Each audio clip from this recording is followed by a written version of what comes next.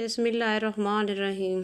زندگی کبھی کبھی ایسے موڑ پر پہنچ جاتی ہے جہاں انسان خود کو سمجھ نہیں پاتا کہ وہ کس لمحے کو زیادہ یاد کرے اور کس احساس کو زیادہ سنبھال کر رکھے۔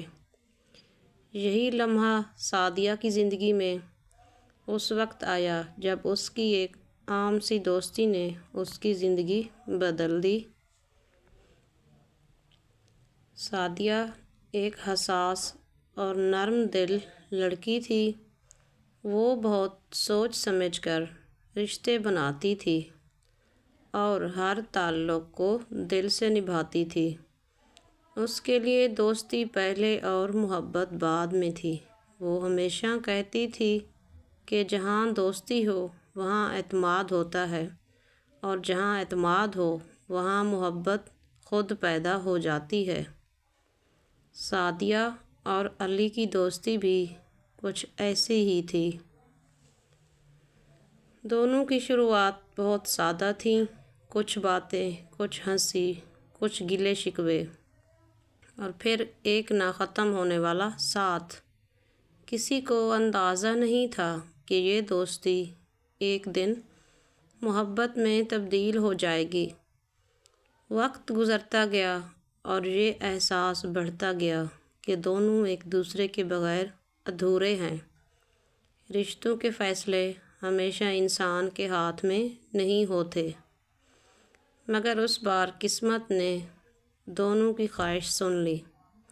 شادی کے بعد سعدیہ کی زندگی میں پہلی رات وہ آئی جسے وہ آج بھی اپنی پسندیدہ نائٹ کہتی ہے۔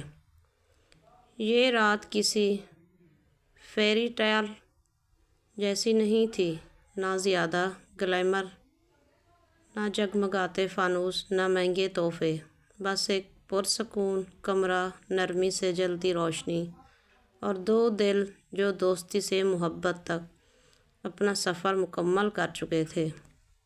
سعدیہ نے پہلی بار اس رات علی کے چہرے پر وہ محبت دیکھی جس کی وہ ہمیشہ منتظر رہی تھی۔ وہ محبت جو انسان کو بدل دیتی ہے، مضبوط بھی کرتی ہے اور محفوظ بھی۔ علی نے سعدیہ کی طرف دیکھ کر کہا، تم نے ہمیشہ مجھے دوست سمجھ کر نبھایا، اب مجھے شوہر سمجھ کر وہی دوستی دوبارہ نبھانی ہے۔ سعدیہ کی آنکھوں میں نمی آ گئی۔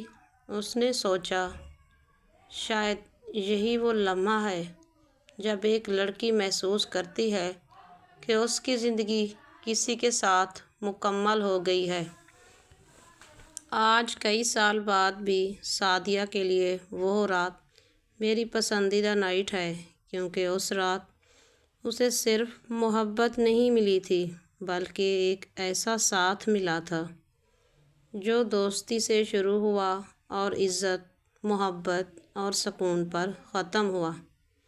دوستو، اگر آپ کو یہ کہانی پسند آئی ہو تو لائک، کمنٹ اور شیئر ضرور کریں اور نئی کہانیوں کے لیے بیل آئیکن دبانا نہ بھولیے۔